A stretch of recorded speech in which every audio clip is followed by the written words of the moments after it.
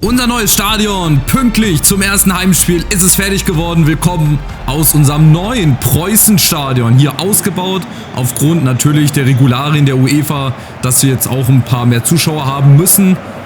Ist das also unser neues Stadion. Zu Hause gegen den VfL Wolfsburg mit unseren neuen Heimtrikots und mit einer ziemlich überraschenden Neuigkeit, die ich euch noch bringen möchte, denn es geht um den Wettbewerb, in dem wir spielen. Wir spielen nämlich Europa League. Also nichts mit hier Conference League und Playoffs, wir spielen tatsächlich in der Europa League. Ich habe nämlich auf den Kalender geguckt, ich habe mir gedacht, hä? Warum ist denn da das Zeichen oder das Design von der Europa League im Kalender? Da habe ich gedacht, die wollen mich verarschen, aber wir spielen Euroleague. Also ein Wettbewerb über der Conference League. Mir war nämlich immer so, als wäre Platz 6 noch für die Conference League, aber anscheinend ist das hier in-game ganz anders geregelt als in echt. Oder vielleicht durch den Pokalsieg des Meisters, keine Ahnung. Auf jeden Fall spielen wir in der Europa League, Freunde. Also bereitet euch auf richtig, richtig starke Gegner vor. Da gucken wir gemeinsam drauf. Wenn ihr also nichts mehr verpassen wollt in Zukunft mit der Reise durch Europa, dann lasst, wie gesagt, gerne ein Like und ein Abo da. Jetzt gibt es aber erstmal das erste Gegentor. Früh in dieser Begegnung schon. Nach 3 Minuten. Es gibt wieder so viel, was ich hier zu berichten habe, dass wir gar keine Zeit haben, um uns hier aufs Spiel zu konzentrieren. Aber das geht natürlich weniger gut los. Wolfsburg natürlich, die sind mit einem Sieg gestartet in die Saison, haben auch wie immer eine richtige Hammertruppe. Sogar die Netze, ihr seht das, in den Farben von Preußen Münster gefärbt. Habe ich auch alles machen müssen. Das sind auch alles UEFA-Regularien, auch auf den Tribünen. Ist auch weiß und grün mit dabei. Moukoko natürlich, ja. Wer auch sonst mit seinem ersten Tor. Aber gut, am zweiten Spieltag ist das auch noch okay. So, jetzt aber. Ja, genau. Das sind die Infos, die ich euch gebe. Ich war total perplex, als ich das gesehen habe. Europa League mit Preußen Münster. Also, nichts mit der Conference League. Wahrscheinlich hätte Platz 7 auch für die Conference League gereicht. Das weiß ich jetzt natürlich nicht. Wir sind jetzt aber in der Europa League. Wir spielen Europa League. Und da bin ich sehr froh drum. Da freue ich mich richtig, richtig drauf. Und wir schauen uns nach der Partie mal an, gegen wen wir so alle spielen. Habe schon ein paar sehr interessante Gegner gesehen. So, jetzt aber erstmal Wolfsburg. Wagner auf der Außen mit Jongwa zusammen. Das ist eigentlich eine gute linke Seite. Die können beide flanken, die sind beide schnell. Vorne dann mit Nacho Ferri. Chavez ist leider noch nicht mit dabei. Ja, ich habe vergessen, den auf die Bank zu tun. Ja, shame on me. Dafür aber im nächsten Spiel wird er auf jeden Fall mit dabei sein. Da werde ich dann dran denken, der wird doch in der Startelf stehen. Sagen wir so, er hat noch ein paar Anreiseschwierigkeiten. Ja, der Pass muss erstmal übermittelt werden nach Münster. Ein paar letzte Vertragsdetails müssen noch geklärt werden. Von daher ist er heute leider noch nicht mit dabei. Dafür ist aber Ferri und natürlich Paul Wanner hier mit dabei. Und mir gefällt das Heimtrikot auch. Wie gesagt, der Verlauf ist richtig schön. Mir hätte auch dieses weiße Trikot, das war ja auch noch mit dabei, wo glaube ich auch ein paar Umrisse von der Innenstadt von Münster drauf waren. Das hätte mir auch gut gefallen. Waren halt die beiden Trikots, zwischen denen es halt darum ging. Also da lagen jeweils 3-4% dazwischen. Ja, Mehrheit gewinnt. Und von daher spielen wir jetzt mit dem Trikot hier zu Hause, was ich aber auch relativ schön finde. Wenn wir dann auch noch gut spielen, dann schlagen wir auch wieder 2 Fliegen mit einer Klappe. Achtung, Moukoko. Ischi, Wagner und Jongwa. So, wie schnell geht's nach vorne? Mit Listesch und Wagner gegen Watschaf. Czerny, Jongwa muss durchlaufen, dann kriegt er den Ball. Ja, komm, der ist doch schneller, den muss er doch kriegen. Okay, Dean Henderson ist hinten drin.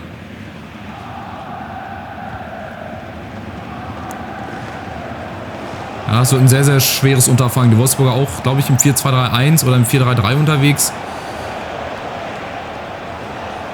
Da machst du nichts, da musst du auch aufpassen auf jeden Ausbruch hier, sag ich mal, den sie machen. Gomez, Castaneda ist dazwischen. Oh, warum kriegt er den denn nicht direkt auf Jongwa? Wenn er direkt vorne auf Jongwa kommt, dann bei viel mehr Platz und viel mehr Zeit. So, Maxi Arnold gegen Jongwa. Ne, da kommst du nicht vorbei. Jongwa gegen alle, benutzt sie als Slalomstangen. Ferri ist in der Mitte oder hinten Paul Wanner. Zum zweiten, aber Henderson, da kommt der Keeper immer dran. Schade, schade.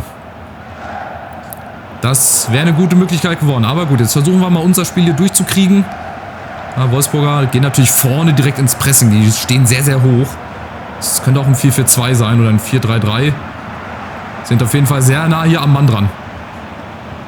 Das fällt mir direkt auf. Wenig Platz, wenig Lücken. Guck mal, Nacho Ferri lässt sich sogar schon immer fallen, weil er vorne sonst keine Anspielstation hat. Das kriegen die Wolfsburger bislang leider gut verteidigt, aber das kriegen wir jetzt auch gut verteidigt. Poso, Collins, Wagner und Jong war wieder auf der Außen. Nimmt Castañeda mit. Naja, zu schnell. Leider zu schnell.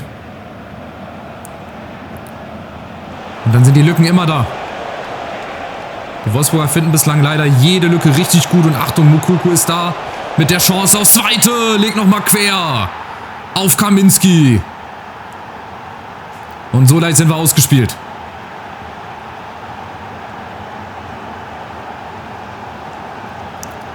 Das zweite Gegentor zu Hause, aber das ist auch wieder zu einfach. Da fehlt natürlich dein Ishii. Ja, und dann müssen wir uns entscheiden. Und Kaminski sogar mit einem No-Look-Tor.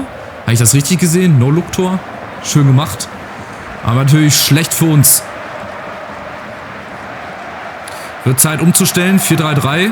Mal einfach probieren bis zur Halbzeit. Ein bisschen offensiver. Ich muss gucken, ob die Spieler auch noch da bleiben, wo sie auch dann sein sollen. Oder ob hier wieder wild hin und her gewechselt wird. Das muss ich jetzt kurz nachgucken. Ansonsten habe ich hier leider keine Ruhe. Aber es sieht gut aus. Wagner, Jongwa. Nee, das müssen wir nochmal umtauschen. Jongwa kann auch linker Flügel spielen. Komm. Der kann linkes Mittelfeld spielen, dann kann er auch linken Flügel spielen. Ja, und Wolfsburg halt stark. Ey, die machen bislang richtig viel Druck. Die versauen uns hier die Heimpremiere. Bislang. Aber es ist ja noch lange zu spielen. Wir haben auch die Qualität, so Spiele zu drehen. Aber wir müssen uns natürlich auch Chancen rausspielen. So, Remberg mit Listesch zusammen im Doppelpass. Oh, aber nicht so. Ey, Jungs, komm. Das ist ja echt ziemlich harmlos. Kaminski nicht im Abseits. Jetzt laufen sie wieder mit 2-3 Mann an. Luca Netz als Linksverteidiger läuft mit nach vorne. Oh, es ist viel zu einfach. Achtung, nächste Chance für den VfL. Und wahrscheinlich gleich das 3-0. Ich sehe es gleich schon. Moukoko, ja, gegen alle. Da kommst du nicht durch. Und dann fallen wir wieder übereinander her. Und dann gibt es gleich das nächste Gegentor. Achtung, mit Ansage, gejinxt. Das ist immer so. Wenn sowas passiert, wie können die da übereinander fallen, Jungs? Passt doch einfach mal auf. Die KI wird schlauer, ey. Wir haben den zweiten Spieltag und es gibt hier wieder nur Sachen zum sich aufregen. Aber komm, wir haben viel Besseres zu tun. Wir müssen den Rückstand drehen. Listesch, schade. Außen Wagner wäre durchgelaufen. Vielleicht kriegen wir nochmal eine Chance. Jongwa, wenn er durchläuft. Listesch auf der Außen. Gegen Arnold. Komm, Jungs, legt doch mal irgendeinen Gang ein. Also das war gerade ziemlich langsam von Listesch. Es wirkt alles so ein bisschen behäbig. Weiß ich nicht, ob die Nervosität da ist aufgrund des neuen Stadions. Ja, Wolfsburg kriegt doch hier den Auswärtsblock nicht voll. Welche Überraschung. Und dann ist halt zurzeit nicht viel los. Weder bei Listesch noch bei irgendwem anders. Ich guck mal gerade, wie Wolfsburg spielt. Aber im Prinzip ist das egal. Gut, die haben das 4-2-3-1 breit. Im Prinzip ist das egal, wie wir spielen. Wir können auch ein 4-4-2 mal machen. Ich gehe gerade mal rein. Taktik, wo sind wir hier? 4-4-2. 4-4-2 aktivieren. Und dann, genau, müssen wir es so machen. Listesch, Ferry vorne, der Doppelsturm. Mal gucken, ob das was bringt. Ob das die Wende bringt, weil wir brauchen jetzt irgendwas. Wir brauchen jetzt irgendwie ein paar Ideen. Die Wolfsburger, die haben uns hier so im Griff. Die gehen vorne drauf, die stehen relativ hoch. Die haben natürlich auch gute Spieler, so ist es nicht. Aber dass wir uns hier so wehrlos einfach ergeben, das geht nicht. Václav Czerny. Und dann auch diese Bälle, also die von hinten rausgespielt werden, die Bälle, das ist echt schlampig, das geht nicht. Achtung, Václav Czerny und Ishii ist dazwischen. Gerade noch so. Aber Wolfsburg macht da weiter, wo sie aufgehört haben. Die machen Druck. Die stehen gut, die stehen hoch. Die pressen uns zusammen. Und dann sieht das so aus, wie es halt jetzt gerade aussieht. Moukoko. Ja, die können sich hier den Ball ungestört hin und her spielen, bis er dann mal bei uns ist. Und dann kriegen wir den Ball auch vorne nicht ran. Ihr seht, Fehlpässe über Fehlpässe, das ist Wahnsinn. Wir haben mehr Fehlpässe als gute Aktionen. Wolfsburg kommt schon wieder. Moukoko über Bodarenko. Collins. Nein, kein Foul. Das darfst du nicht abpfeifen. Aber sofort wieder im Gegenpressing. Schaut euch das an, wie die draufpressen. Das ist der helle Wahnsinn. Wir haben nicht mal die Chance, uns irgendwie zu drehen. Das ist halt krass. Du kannst nichts machen. Du bist einfach wieder machtlos. Du bist hilflos, machtlos. Du kannst nur zugucken und hoffen, dass sich irgendwie noch mal was nach vorne ergibt. Aber bislang, ja, kannst du nichts machen. Wenn ihr die Böller im Hintergrund hört, ja, es wird immer noch scharf geschossen. Wir haben den 1. Januar, von daher nicht wundern, falls man das hört über die Aufnahme. Ja, bislang leider sehr schwach, aber vielleicht ja jetzt. Castañeda Ich habe ja immer die Hoffnung, dass irgendwie durch irgendeine Aktion, dass wir dann nochmal ins Spiel zurückfinden, aber bislang, ich kann auch nochmal umstellen. Wir haben noch ein 4-1-2-1-2, das ist jetzt die letzte Option. Aber die Wolfsburger, die sind vorne. Es ist scheißegal, wie du spielst, die finden immer eine Lücke. Die pressen, die stellen dich zu, die spielen eine Manndeckung, das ist auch wieder ohne Worte. Nichts zu machen. Sina Moyo, den kann auch festhalten. So, vorne ist mal irgendwie vorne Platz. Wagner. Ja, Jong war theoretisch, aber da sind 3 Wolfsburger dann bei ihm. Da ist nichts zu holen. Da ist heute nichts zu holen. Ich glaube, das wird unsere erste Niederlage im neuen Stadion. Der Fluch des neuen Heimstadions. Schade, es war eigentlich vorbereitet für ein gutes Spiel. Ja, ein gutes Spiel in Hoffenheim gemacht. Na, neue Heimtrikots, neues Heimstadion hier. Aber Wahnsinn, die sind zu dritt auf der einen Seite, haben da Überzahl, du kannst nichts machen. Und dann kommen die Bälle natürlich auch so ungenau. Also man sieht, wo das Spiel hinläuft. Ne? Ich muss dazu gar nicht mehr viel sagen. Ihr wisst, wie solche Spiele laufen. Ihr wisst, wieso solche Spiele laufen. Und daher ist da jedes gesprochene Wort ein verlorenes Wort. Möchte ich schon beinahe sagen. Da kommt überhaupt kein Ball an. Jeder Ball ist ein Fehlpass. Heute haben wir leider einen schlechten Tag erwischt. Und das gerade am 2. Spieltag. Ischi. Ja, und Wagner, wenn er da auch einfach früher Gas gibt, dann kriegt er den auch. Dann ist er nicht so sorglos gespielt.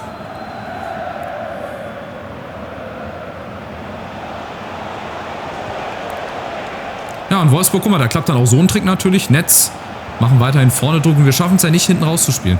Weil der Ball, der braucht, der ist elendig lang unterwegs. Nacho Ferri, warum spielt er da hinten? Müsste eigentlich vorne stehen. So, jetzt Cesiger gegen Jonga. Guck dich das an, 3, 4 Mann sind um ihn rum. Keine Anspielstation, kannst du nichts machen. Selbst der Seitenwechsel wird nicht funktionieren, oder? Klappt wenigstens der Seitenwechsel? Oha. Wenigstens der klappt. Listesch, irgendwo vorne vielleicht jemand frei. Nee, Castaneda, da hätten wir durchlaufen können.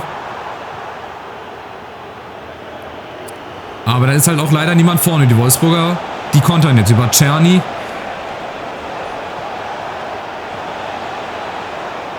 Czerny, Moukoko, Bodarenko, Sinamo ist da.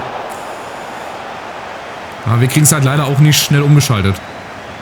Schöner Ball übrigens per Scorpion-Kick. Jetzt vorne. Ja, jetzt ist Jonga frei, aber jetzt ist auch abseits.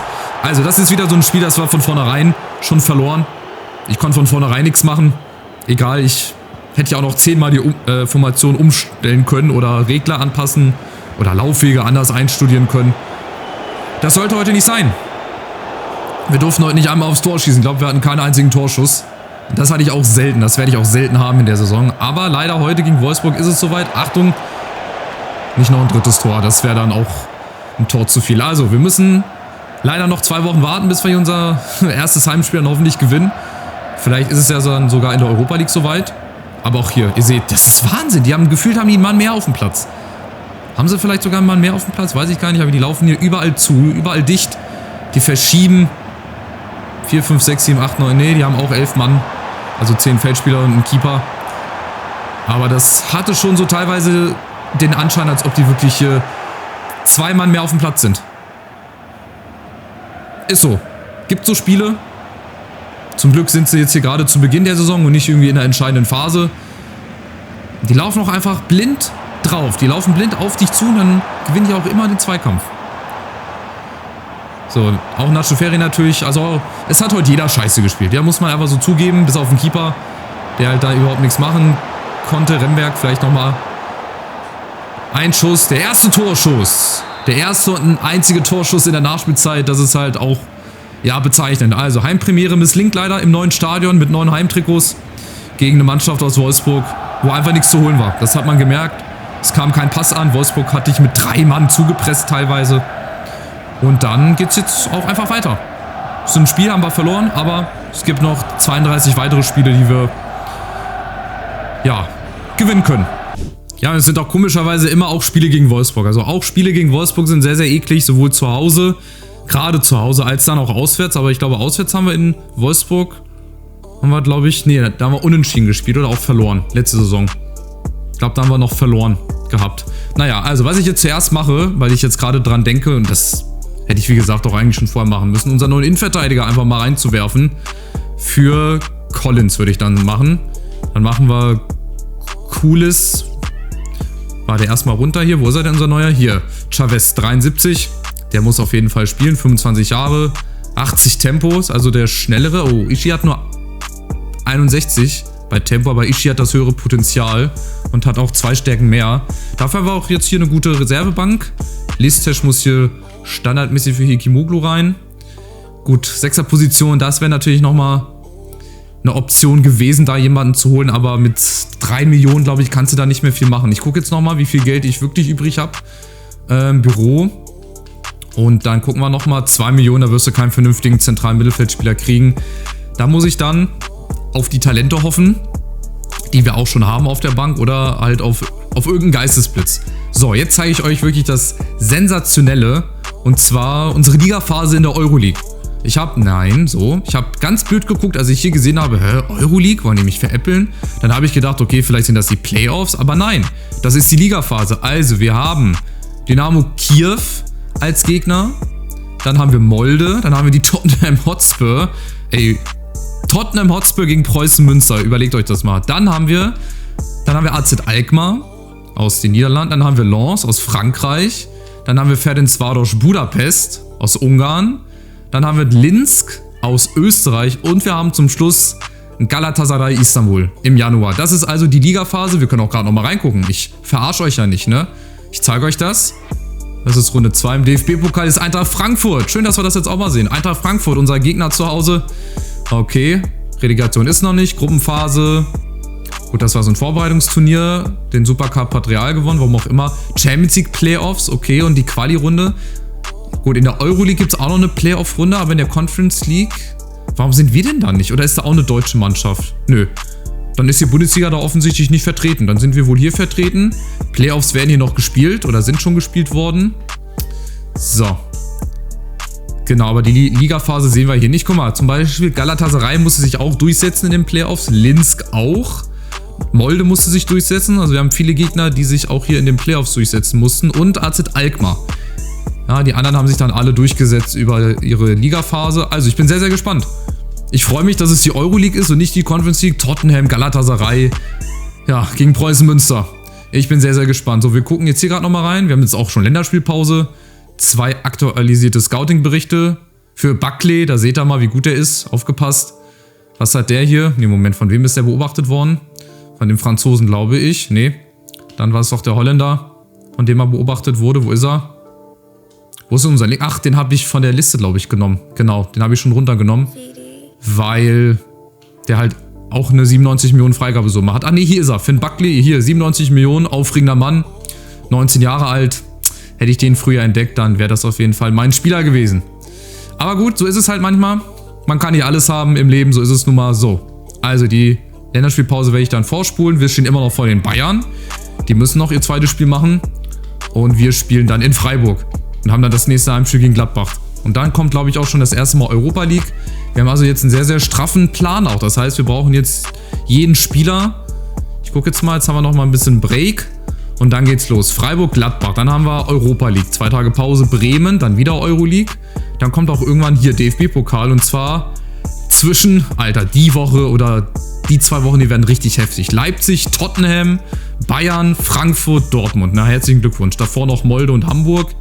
Danach geht es dann gegen Alkmaar weiter. Weia. Also, wir haben einiges vor uns, aber das ist genau das, was ich wollte.